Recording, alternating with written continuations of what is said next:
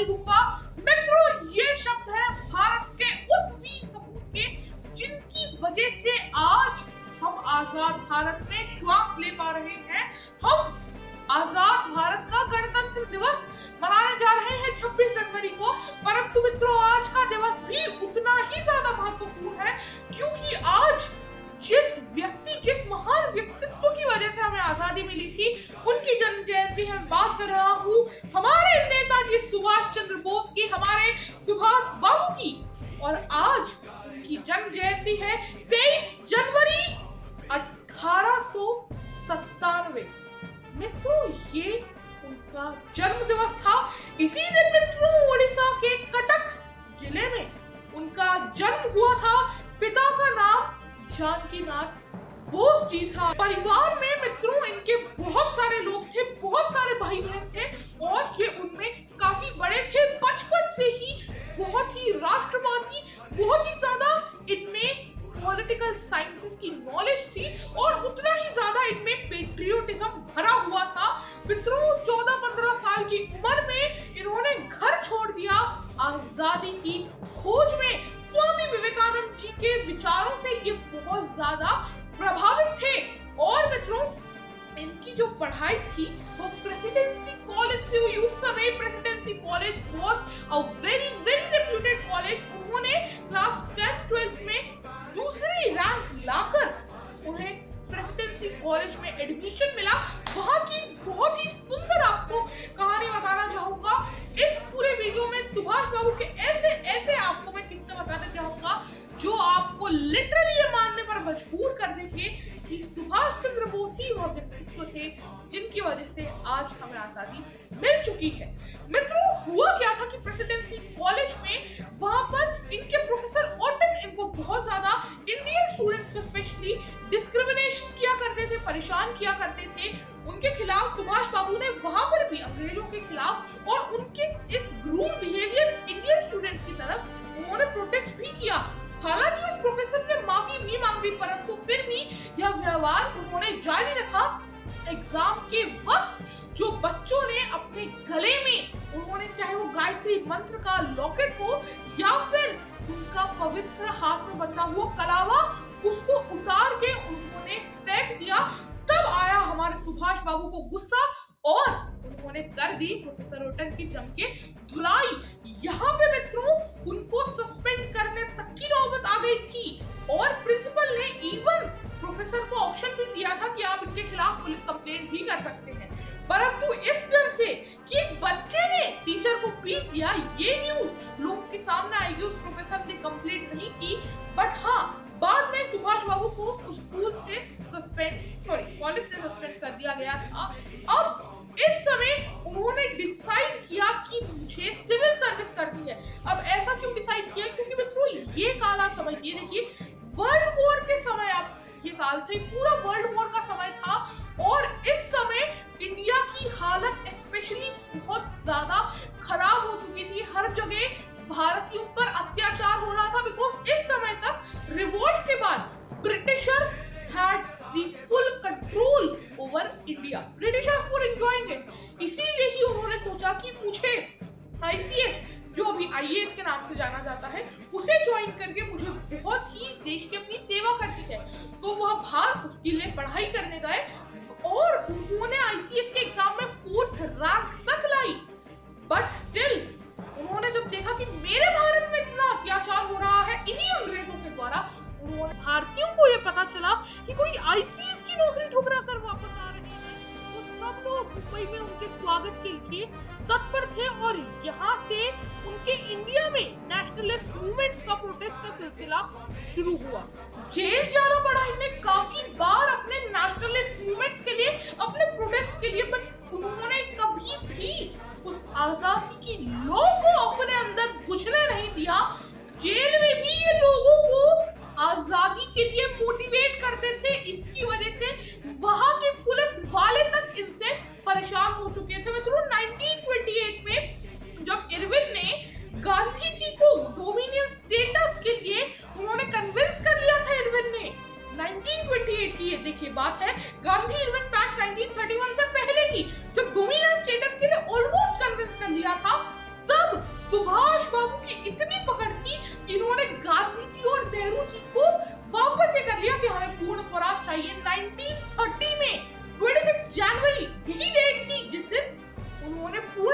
के लिए अपना परचम फहराया था आजाद हिंद का, जिससे फॉर्मुलेट होकर आज वापस हमारा जो ट्राई कलर बना है, पहली बार ट्राई कलर तिरंगा उन्होंने 1930 26 जनवरी में फहराया था।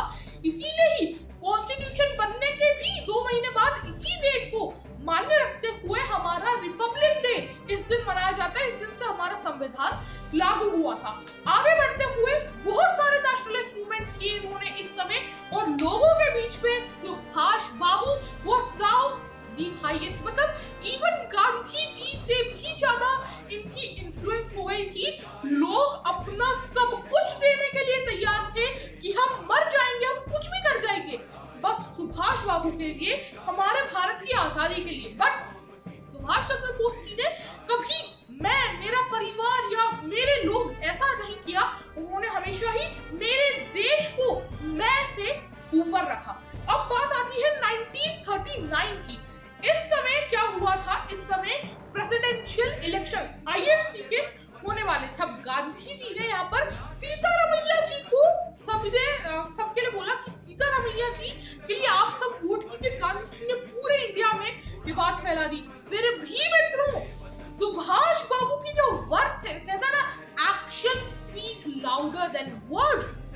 सुभाष बाबू वो प्रेसिडेंशियल इलेक्शंस जीत गए। हाँ मित्रों, और उन्होंने, आप सोचिए, जब गांधी जी ने रिकमेंडेशन दी थी उसके बावजूद भी सीतारामैया कुछ 200 या 300 सीट से उनसे हार गए और जीत गए। हमारे सुभाष बाबू कांग्रेस के वो प्रेसिडेंट बन चुके थे। बट यहाँ पे नेहरू जी और गांधी जी को, समझ रहे ना, थोड़ी जलन होने लगी थी उनसे।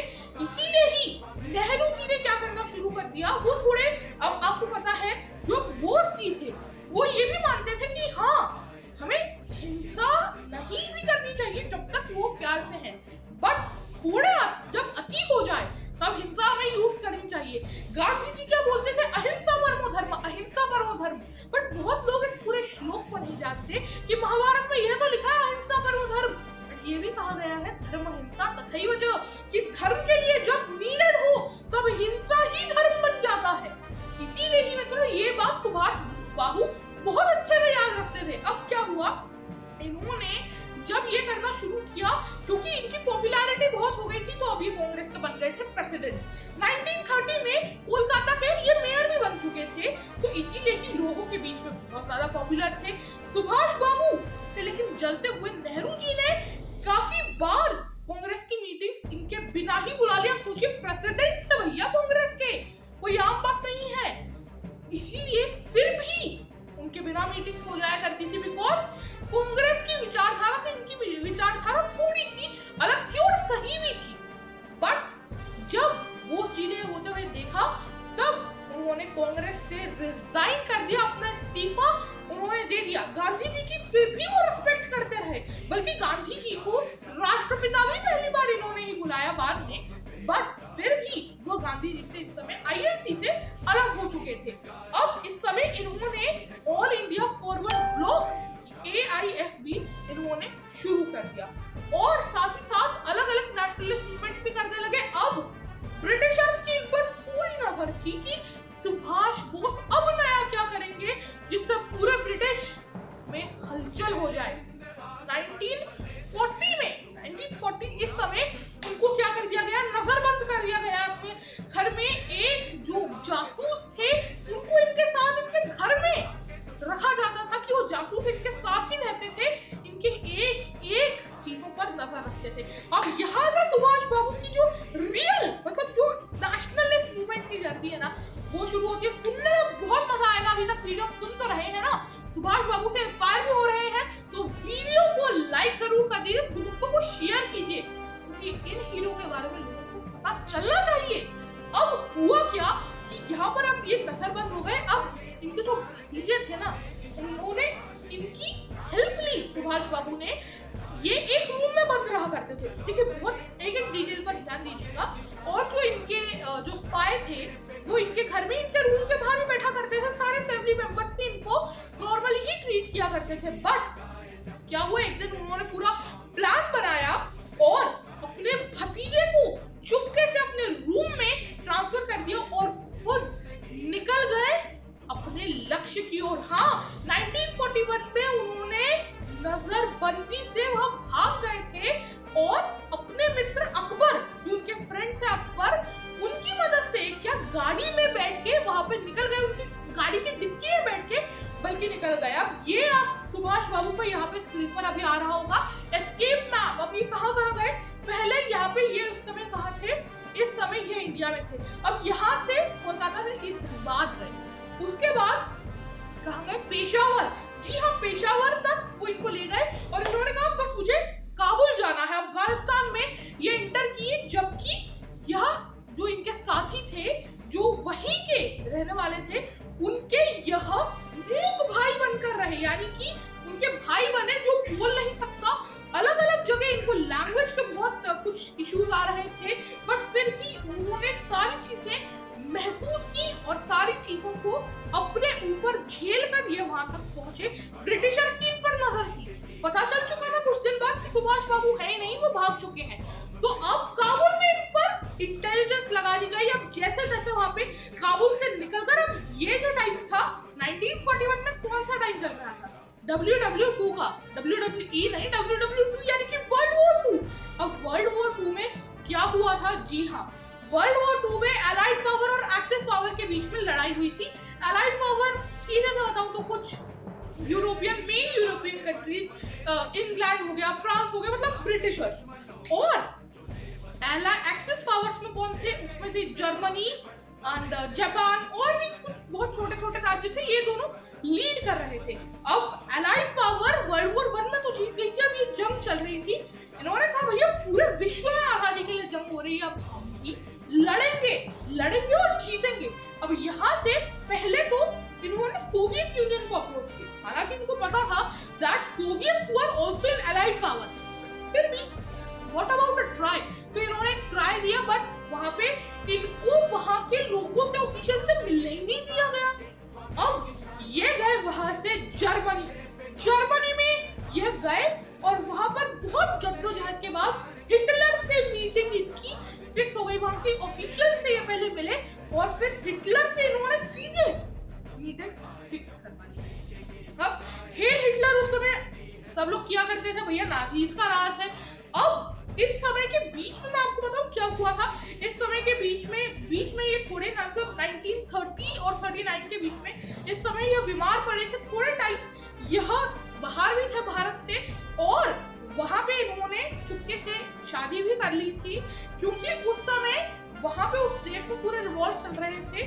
बट वहां पे इन्होंने एमिली से उन्होंने उस समय शादी की थी, और वो भी आप देख सकते हैं कि वो भी पूरी अभी तक डॉक्यूमेंटेड नहीं है, बट स्टिल वो उनकी वाइफ थी। अब coming back to the story, Germany में थे ऑफिशियल सब, हिटलर से वहां पे इनकी मीटिंग फिक्स हुई। अब पहले हिटलर जब इनसे मिलने आए, तो ये कहानी आपने शायद सुनी भी हो, बट बहुत लोगों को नहीं पता कि हिटलर जाके बोला यस हम हिटलर, आप बताइए क्या काम है। तो उन्होंने कहा मुझे हिटलर से मिलना है, आपसे नहीं। अब वो अंदर का एक दूसरे व्यक्ति फिर से आए, वो हिटलर ही वापस आए। उन्होंने फिर से कहा कि हेलो यस एडोल्फ हिटलर, बताइए क्या काम है। उन्होंने कहा मुझे हिटलर से मिलना है। अब फाइनली जब ये पता चला हिटलर को, एक्चुअली दीस वर हिटलर्स डुप्लीकेट, बहुत लोग तो ये मानते हैं कि जो आज तक हमारी दुनिया के सामने थे वो असली हिटलर थे ही नहीं, हर जगह उनके डुप्लीकेट्स डील किया करते थे। और कहा जाता है कि जिस हिटलर ने खुद को गोली मारी वह भी उनके डुप्लीकेट ही था, असली हिटलर अंडरग्राउंड हो गया था। बहुत सारी थ्योरीज है। Coming back to the point, जो असली हिटलर था उसने कहा इस इंसान ने मेरे डुप्लीकेट्स को पहचाना कैसे। अब वो गए, उन्होंने फिर सुभाष बाबू ने कहा कि hello mister Adolf Hitler, I am Subhash Chandra Bose, I am from India, और मुझे आपकी मदद चाहिए। उन्होंने कहा पहले तुम ये बताओ तुमको पता कैसे चला कि मैं हिटलर हूँ। इन सारे मेरे जो सेना वाले हैं इन्हीं को नहीं पता चलता। उन्होंने कहा कि मैं एक ऐसे देश से आया हूँ जो अभी प्रताड़ित है अंग्रेजों के द्वारा, मैं आपसे मदद मांगने आया हूँ। तो जो असली हिटलर होता है वो हमेशा अपनी शान का ध्यान रखता है, आगे से कभी भी एक ऐसे इंसान को ग्रीट नहीं करता जो उससे मदद मांगने आया है। अब हिटलर का यहाँ पे दिमाग चकरा गया। हिटलर को फ्यूहरर कहा जाता था, यानी कि जिसका अर्थ होता था लीडर।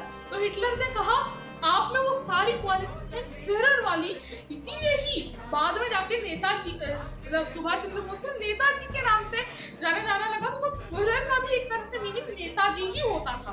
अब यहाँ से हिटलर ने वहां पे जितने भी वॉर क्रिमिनल्स थे, क्रिमिनल्स ऑफ वॉर, उनको छोड़ दिया।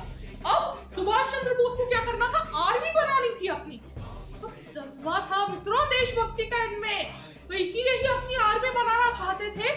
तो इसलिए उन्होंने कहा कि अब देखिए यहाँ से तो आपको हेल्प मिल गई, जापान आपके देश से पास है, तो वहां पे जाकर आप अपनी आर्मी तैयार कीजिए। यहाँ से जर्मनी से हिटलर के थ्रू वह गए सुमात्रा, उस समय जापान के अंदर ही आता था, तो इंडोनेशिया में आता है। वहां पे जाके इन्होंने क्या किया, वहां से दिए गए टोक्यो, और टोक्यो में वहां पे उनके जो प्राइम मिनिस्टर थे तोरो, उनको उन्होंने पूरा कन्विंस कर लिया जापानीज प्राइम मिनिस्टर को कि आप हमारी हेल्प कीजिए।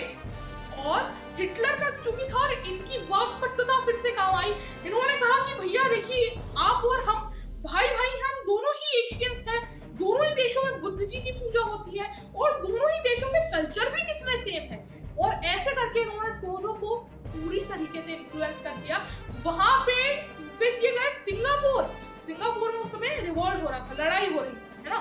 तो अब क्या हुआ, इन्होंने जब बॉम्ब गिरा जापान की तरफ से, तब उसमें उन्होंने क्या किया, उन्होंने बहुत सारा अलग अलग पर्चे फेंक दिए। सब लोग देख रहे हैं ठीक है बॉम्ब गिर गया, बट पर्चे क्या है, उसमें लिखा हुआ था कि भारतीयों कब तक इन अंग्रेजों के लिए आप लोग लड़ते रहोगे। अब जब भी भारतीयों ने पढ़ा अंग्रेजों की अगेंस्ट, उन्होंने वहीं पे रिवॉल्ट कर दिया, जापान में अपनी आर्मी बनाई। और तब 1942 में फॉर्म हुई INA, यानी कि Indian national army, Azad Hind फौज। आजाद हिंद की पहली फौज थी ये। अब रास बिहारी बोस इसके पहले लीडर बने, हालांकि सुभाष चंद्र बोस ने इसको फाउंड किया था। तो इसीलिए ही अब यहाँ से क्या हुआ, यहाँ से इन्होंने INA को बिल्ड करना शुरू किया। 5 जो रेजिमेंट्स थे इनके, नेहरू, गांधी, बोस, आजाद और रानी लक्ष्मीबाई, ये 5 रेजिमेंट थे। जवाहरलाल नेहरू, महात्मा गांधी, मौलाना अबुल कलाम आजाद, सुभाष चंद्र बोस और रानी ऑफ झांसी रेजिमेंट इन्होंने शुरू किया। विमेन के लिए ये पहला रेजिमेंट था। सोचिए रानी झांसी की रानी के नाम पर इन्होंने रेजिमेंट बनाया था। आप देख सकते हैं इनके अलग अलग फोटोज INA के साथ। अब INA ने इनका नोट भी निकाला था जिस पर इनके चेहरा था, और वो अभी के नोटों से तो काफी ज्यादा बेटर लगता है। अब आते हुए INA ने जापान के साथ मिलकर पूरे उन्होंने तहलका मचा दिया था ब्रिटिश आर्मी में। अब ये उस समय की बात थी, तो इसीलिए ही आजाद हिंद नाम का, अगर आप इसके बारे में और रिसर्च करेंगे, टेम्पररी आप बोल सकते हैं कंट्री भी थी आजाद हिंद फौज की। Not exactly temporary country, but वो थी जिसकी आजाद हिंद फौज ऑफिशियल आर्मी थी। और वो कंट्री को कहा जाता है, वो जापानीज की पपेट कंट्री थी। एंड उसका जो मित्रों नेशनल एंथम था, वह जो हमारा अभी का नेशनल एंथम है, वो जो पूरी पोएम है जो रविंद्रनाथ टैगोर जी ने लिखी थी, उसी का एक आप कह सकते हैं डिफरेंट वर्जन है। वह था सुबह शुक्र चैन की बरखा बरसे, भारत भाग्य है जागा। और मुझे पर्सनली नेशनल एंथम काफी ज्यादा पसंद आया। मतलब हमारा नेशनल एंथम तो है ही, दिस इज ऑल्सो फैबुलस। और उनका मार्च कौन सा था, जो अभी इंडियन आर्मी का मार्च है, कदम कदम बढ़ाए जा, खुशी के गीत गाए जा, ये जिंदगी है कौम की, तो कौम पे लुटाए जा। अब देखिए ना उनकी बातों में ही कितनी ज्यादा पावर थी, उनमें देशभक्ति का जज्बा ही उनके चेहरे के तेज से झलकता था। वो स्पीचेस दिया करते थे, लोगों को अपने साथ इकट्ठा किया करते थे। जब सिंगापुर में परिचय वाला उन्होंने किया, तब उन्होंने रेडियो पर महात्मा गांधी जी को पहली बार राष्ट्रपिता कहा, तब भी उनकी ब्लेसिंग्स थी। What a man of culture. उन्होंने फिर जब ये आर्मी अपनी बनाई थी, तो इसमें उनके बहुत सारे और भी ज्यादा उनके पास लीडर्स थे। और तब उन्होंने स्लोगन किया था कि तुम मुझे खून दो, मैं तुम्हें आजादी दूंगा। Give me your blood and I will give you freedom. अब यहाँ पे मित्रों ये आजाद हिंद फौज का तो बात चल रही थी। अब आजाद हिंद फौज ने क्या किया, ये मैं आपको थोड़ी बाद की बात बता रहा हूँ। आजाद हिंद फौज ने पूरी इंडियन आर्मी में, जिसमें मेनली इंडियंस थे, ब्रिटिश इंडिया की आर्मी में ब्रिटिशर्स से ज्यादा इंडियंस थे, उन सबको इन्होंने रिवोल्ट करवा दिया। लोग आजाद हिंद फौज में भी पहले छोड़ने को तैयार नहीं थे, बोलते थे तुम तो वो नाजीज से मदद लेकर आए हो ना, क्या पता तुम एक्सिस पावर्स की ओर हो। तो उन्होंने कहा नहीं, मैं ना अलाइड की तरफ हूँ ना एक्सिस की तरफ हूँ, मैं भारतवर्ष की तरफ हूँ। अब यहाँ से उन्होंने उनके बाद में उन्होंने पूरा आजाद हिंद फौज ने रिवोल्ट कर दिया। ये सुभाष चंद्र बोस के डिसअपीयरेंस की बात है। और जब उस आर्मी ने रिवोल्ट किया तो उस समय पहली वर्ल्ड वॉर खत्म हो चुका था और उनकी आर्मी पहले ही काफी ज्यादा कम हो चुकी थी ब्रिटिशर्स के। ब्रिटिशर्स ने कहा अगर ये लोग भी रिवोल्ट कर देंगे तो भारत में सर छुपाने की हमको जगह नहीं मिलेगी। और इसीलिए ही जी हाँ, ये माउंट बैटन प्लान या ये कुछ भी जितनी भी चीजें बताई जाती थी उस दिन फिर हमको आजादी मिली। आजाद फौज की वजह से मिली थी। क्लीमेंट एटली जब भारत आए, गवर्नर के घर में रुके थे, तब एक इंटरव्यू में उन्होंने बताया था कि हम लोग क्यों भागे। उनसे पूछा what was the role of, मतलब किसका रोल सबसे ज्यादा था। उन्होंने कहा आईएनए, सुभाष चंद्र बोस जी का इनडायरेक्टली उन्होंने नाम ले लिया। उन्होंने कहा इंडियन नेशनल आर्मी। उन्होंने फिर सरकास्टिकली जो गवर्नर से उन्होंने पूछा था what was the role of Mahatma Gandhi and Nehru, उनके मुंह से एक शब्द निकला मिनिमल, न्यूनतम, कम से कम। तो ये आप देखिए, अब आ जाते हैं सुभाष चंद्र बोस जी की डिसअपीयरेंस में। देखिए मैंने सुभाष चंद्र बोस जी की लाइफ पे काफी टाइम मैंने रिसर्च की, महीने भर से ज्यादा हो गया मैं उनके बारे में पढ़ रहा हूँ। काफी फिल्म्स देखी, काफी बुक्स पढ़ी उनके बारे में। तो मुझे जितना उनकी लाइफ से इंस्पिरेशन मिलता है उतना ही ज्यादा अब मैं रिसर्च करके क्लियर हो चुका हूँ उनकी डेथ के बारे में। बाय द वे, अगर आपको पूरा जानना है उस समय क्या हुआ, कैसे सुभाष बाबू डिसअपीयर हो गए, तो you can read these amazing books like the conundrum या इंडियाज बिगेस्ट कवर अप। ये अनुधर सर और चंद्रचूड़ सर के द्वारा लिखी गई है। चंद्रचूड़ सर से तो मैं पर्सनली मिला भी हूँ जब मैं टेडेक्स टॉक देने गया था। उन्होंने वहाँ पे बोस बाबू के ऊपर एक बहुत सुंदर टेडेक्स टॉक दिया था, वहीं से कह सकते हैं एक इंस्पिरेशन है। अब उनकी डेथ में क्या हुआ, उस समय कुछ लोग कहते हैं कि उन्होंने स्टेज की अपनी डेथ। उन्होंने अपनी डेथ स्टेज की थी क्योंकि एक एक चीज बताता हूँ। न्यूज आप ये देख रहे हैं सुभाष चंद्र बोस, पर उस समय हुआ क्या था, जब टाइहोकू में वहां पे वो प्लेन क्रैश हुआ, पहली चीज पहली चीज वहां पे प्लेन क्रैश की कोई न्यूज है ही नहीं। प्लेन क्रैश की कोई ऑफिशियल वो नहीं है अभी ताइवान में। तो प्लेन क्रैश का ऐसा कैसे हो सकता है। सिर्फ जो बोस बाबू का जो डेथ सर्टिफिकेट है वो उनका नहीं बल्कि किसी और सोल्जर का है, ऐसा भी कैसा हो सकता है। और उनका चेहरा क्यों नहीं दिखाया गया था, सब पे अभी मैं बात करूंगा। देखिए हुआ क्या था, बहुत लोग कहते हैं कि उन्होंने अपनी डेथ स्टेज की थी। काफी रीजन है, उसके बारे में किसी और वीडियो में एकदम डिटेल में बताऊंगा। बट उन्होंने रहमान जो उनके बहुत ही क्लोज थे आईएनए में, उनके थ्रू उन्होंने ये कहा कि आप ये बता दीजिएगा कि मैं मर चुका हूँ। अब सबूत जो जिनकी मैं बात करने वाला हूँ, पहली चीज उसकी कोई ऑफिशियल रिपोर्ट नहीं है। दूसरी चीज कि उनका जो चेहरा था वो क्यों नहीं दिखाया गया उनके सोल्जर को, उनको आनंद फानंद में उनकी बॉडी को जलाया क्यों गया। तीसरी चीज की जो डेथ सर्टिफिकेट का मैंने बताया। चौथी चीज रेंकुजी टेंपल में जो उनकी अस्थियां हैं उसका आज तक डीएनए टेस्ट क्यों नहीं हुआ। उनकी भैया फैमिली मांग कर थक गई कि डीएनए टेस्ट तो करवा लो यार एटलीस्ट, बट स्टिल यार ही नहीं है।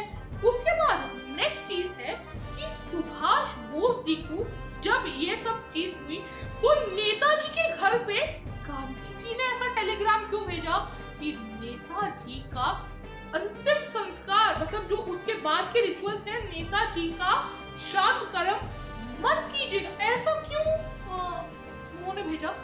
अब देखिए चीज क्या होती है, बहुत सारे यहाँ पर चीजें हैं। इस पर 4 कमीशन बिठाए जा चुके हैं, मुखर्जी, शाहनवाज या फिर विष्णु सहाय, बहुत सारे अभी तक कमीशंस बिठा चुके हैं। बट कुछ कमीशंस का तो कहना है कि प्लेन क्रैश में ही हो गई थी।